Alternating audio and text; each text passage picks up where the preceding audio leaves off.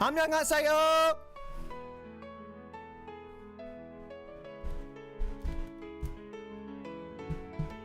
안녕하세요, fam. I'm kidding, I'm not really Korean. I'm not really Korean. I bet you thought I was. Haha! Hola! Buenos dias!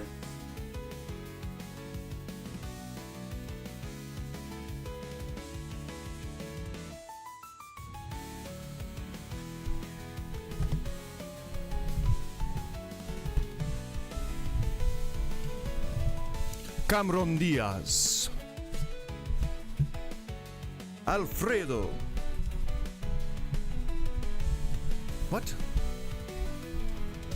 What is he saying? It's not making any sense. You're freaking right, I'm not making any sense.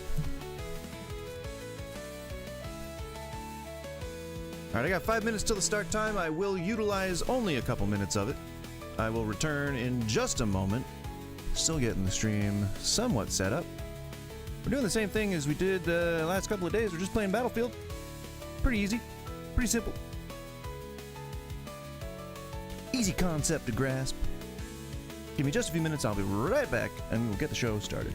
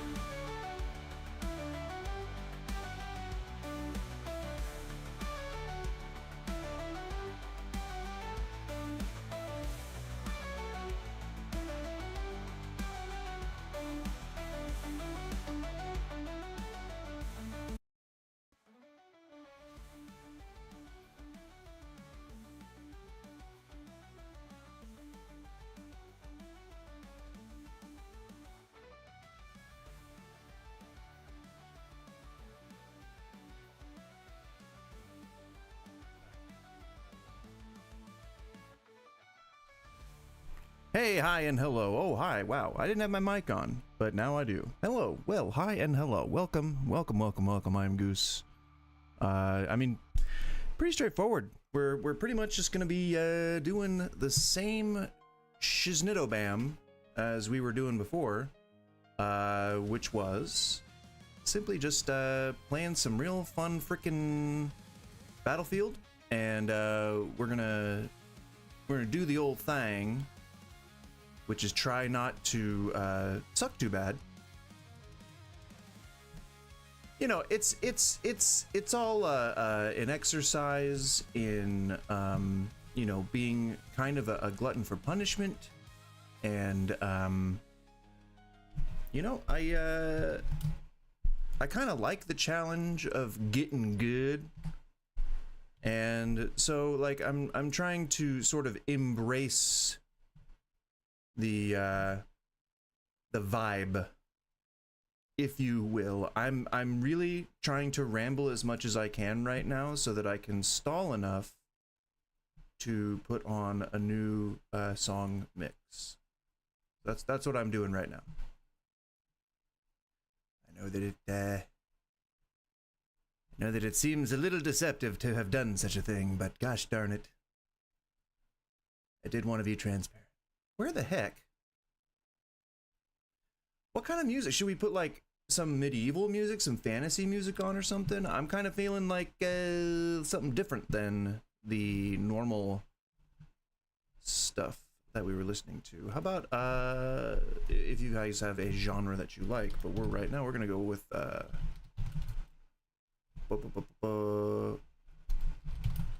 some Romanian music. That would be like Eastern European, right? Or Slavic.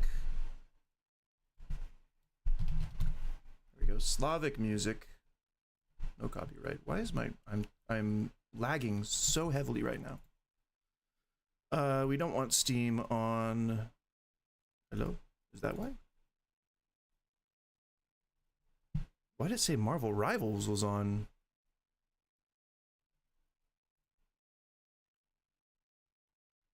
Interesting. We're gonna turn off the Discord. I mean, feel free to join it. I just am not going to be able to necessarily respond right away to any Discord messages. So just be careful when you do. You know what to expect. You know what this is. This parasocial relationship that we're sharing here. Gosh darn it. Slavic vocal, that'd be cool, man. I just can't play something that's copyrighted, you know. I want to be able to keep it copyright free. Polish folk Slavic playlist. Background stock music from Shockwave Sound. Does that mean that I can play it? We'll see. I mean, it'll let me know on YouTube if I'm playing something copyrighted, so we shall see. I did get I got into a beta test, which is, that itself is not prestigious, but the beta test I got into was for something called Tears of Metal, which is sort of like a hack and slash roguelite. Looks pretty fun. I might be playing that a little bit in the future.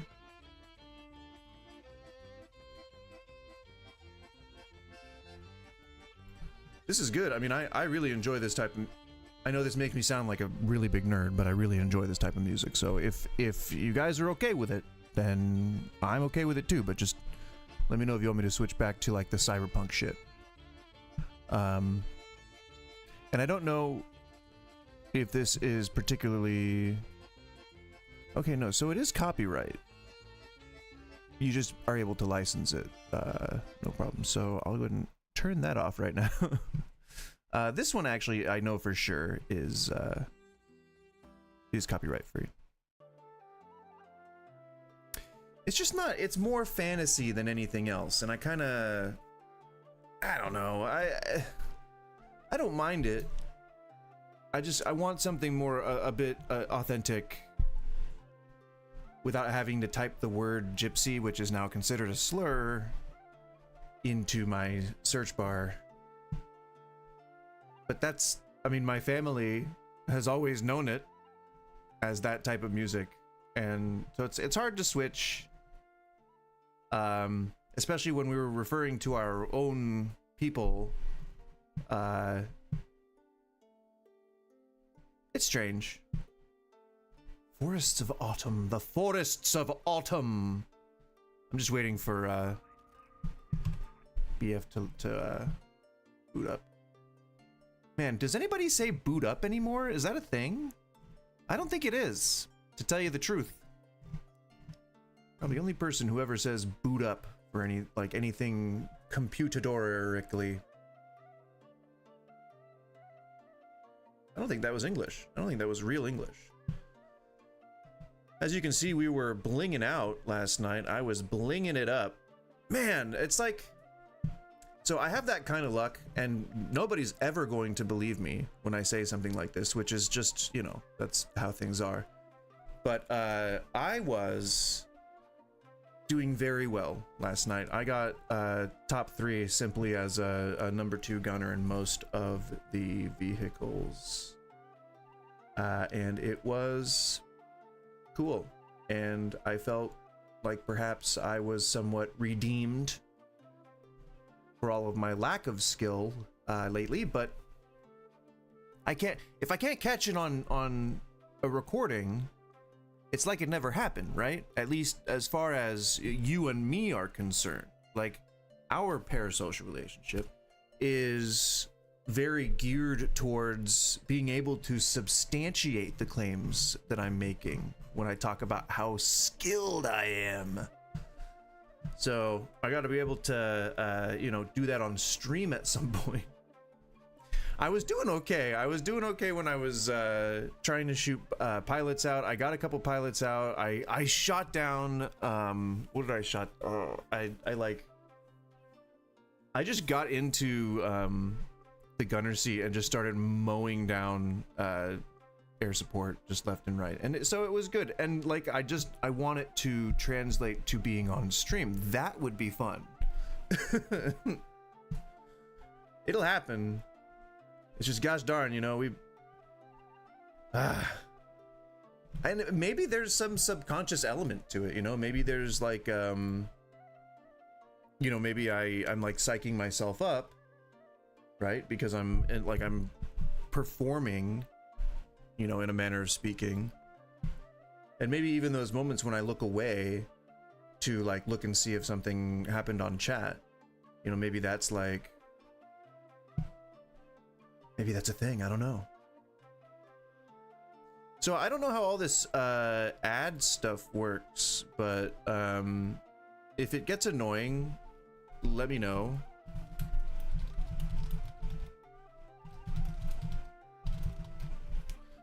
And sorry, I'm typing and talking at the same time. It's very difficult.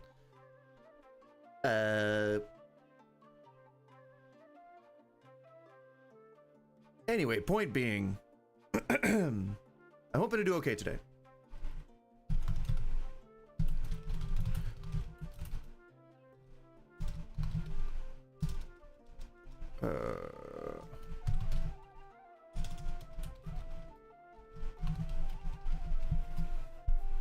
All right, I'm putting a poll up. I'm gonna make it last 10 minutes. And all right, we're gonna see what the results are. It's in Twitch, so if you're in YouTube, you will not see a poll. But we are going to dedicate today towards Battlefield, but I just wanted to get a feel for what our mood is like. If our mood is different enough to this particular theme, then we can change it. I'm not like advocating for that. But you know, if I'm offering a discount on the subs, then I want to be sure that I'm delivering the content that you guys enjoy. At least for the day, you know, for today anyway. For today anyway. Yeesh.